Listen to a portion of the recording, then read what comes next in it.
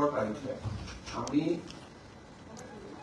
860 গৰাকী আমাৰ অসম আন্দোলনত 860 গৰাকী শ্বহীদে প্ৰাণ আহুতি দিছিল দেশ মাতৃক স্বাৰ্থত বা দেশ মাতৃক ৰক্ষা কৰাৰ বাবে। 9 ডিচেম্বৰ তাৰিখে আমি শ্বহীদ স্মাৰকত 860টা চাকি জ্বলাম আৰু নাম প্ৰসংগৰে আমি 10 ডিচেম্বৰৰ বাবে নিজক প্ৰস্তুত কৰিম। 10 ডিচেম্বৰ তাৰিখে 860 গৰাকী শ্বহীদৰ পৰিয়ালক আমি গুৱাহাটীলৈ নিমন্ত্ৰণ জনাম আৰু আনুষ্ঠানিকভাৱে শ্বহীদ স্মাৰক আমি সেই দিনাখন উদ্বোধন কৰিম।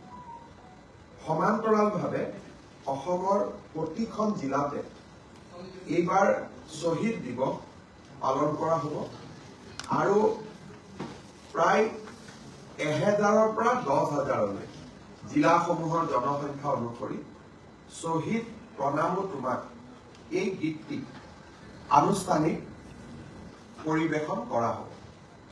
আৰু 10 ডিচেম্বৰত আমি অসমবাসী ৰাইজক অনুৰোধ কৰিম যে নিজ নিজ বাসভৱনত তেওঁলোকে নিজৰ নামঘৰত এগছি চাকি জ্বলাই আমাৰ জাতীয় শ্বহীদসকললৈকে যাতে নিজৰ শ্ৰদ্ধাঞ্জলি আগবঢ়াই বা জ্ঞাপন কৰে। কেবিনেটত আমি মূলত আজি শ্বহীদ দিৱসৰ বিষয়ে আলোচনা কৰাৰ কাৰণে সমবেত হৈছিলোঁ। কেইটামান সিদ্ধান্ত লোৱা হৈছে মই আপোনালোকক জনাব খুজিছোঁ।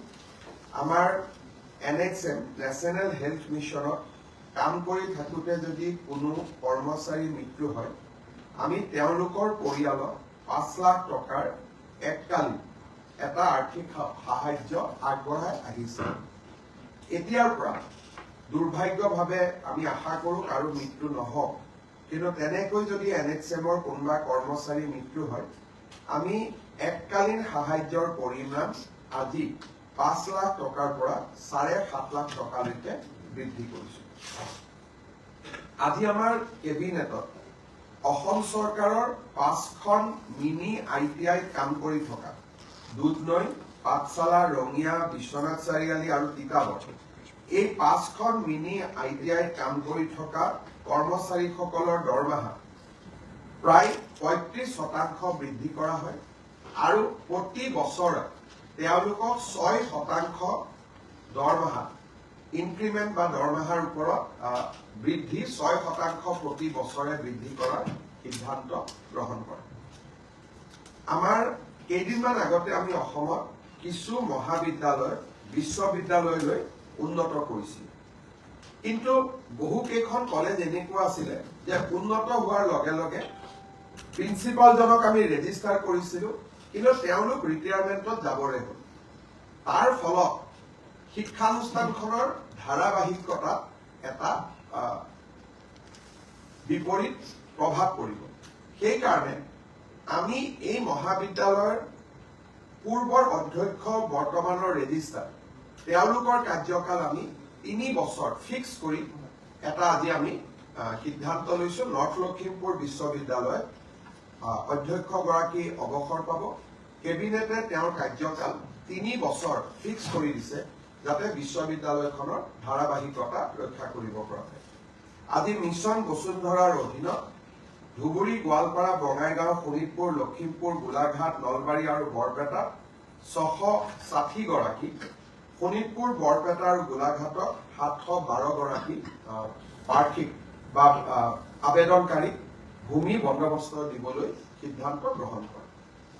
আজি আমাৰ কেবিনেটত 6 জনগোষ্ঠীৰ জনজাতিকৰণ সম্পৰ্কত প্ৰতিবেদন আৰু প্ৰতিবেদনৰ পৰৱৰ্তী সময়ত হোৱা বিভিন্ন আলোচনা আদিৰ বিষয়েও আমি আলোচনা কৰোঁ। কেবিনেটত আমি কথা বতৰা পাতোঁতে দেখিছোঁ যে আমাৰ প্ৰতিবেদনখন খুব ভাল কৰি নপঢ়াৰ বাবে কিছু লোকে বিশেষকৈ CC2I কিছু বাতৰি কাকতত মন্তব্য কৰা বা সংবাদ মাধ্যমত মন্তব্য কৰা আমি দেখা পাইছোঁ।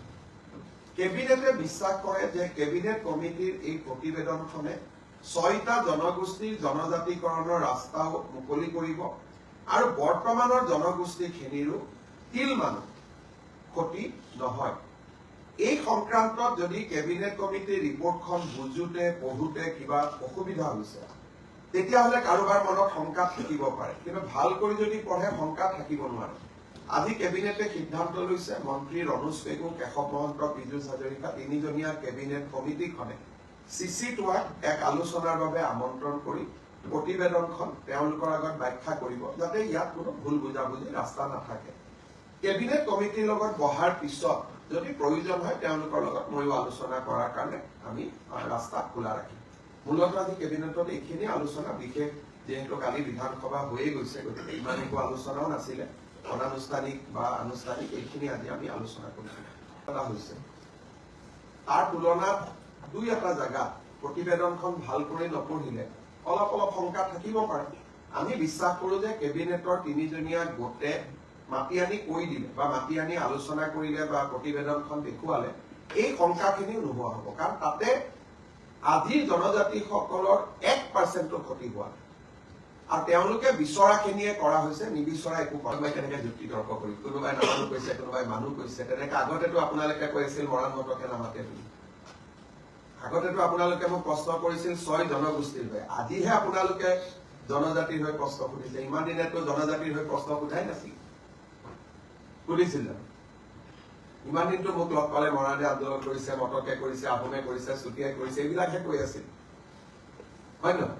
গতিকে আপোনালোকে ভাবিছিল তেওঁলোকে আন্দোলন কৰিব, আশাটো মই নোহোৱা কৰি দিলো। এতিয়া নিশ্চিতভাৱে বাকী যি মনত আশা আছে এইখিনিও নোহোৱা হৈ যাব, চিন্তা কৰিব নালাগে। যে প্ৰতিবেদনখন পঠাব সময় আছে, যদি কংগ্ৰেছৰ কিবা পৰামৰ্শ আছে আমাক দিয়ক। মই প্ৰশ্ন মোক সোধা হৈছিল কংগ্ৰেছৰ ওপৰত, উত্তৰ দিছো মই কংগ্ৰেছৰ ওপৰত। মই কৈছো যে প্ৰতিবেদনখন আমাৰ হাততে আছে, গতিকে কংগ্ৰেছে যদি প্ৰতিবেদনখনতকৈ লিখাতকৈও কিবা ভাল পৰামৰ্শ দিব পাৰে আমাক দিয়ক, আমি আকৌ বিবেচনা কৰিম।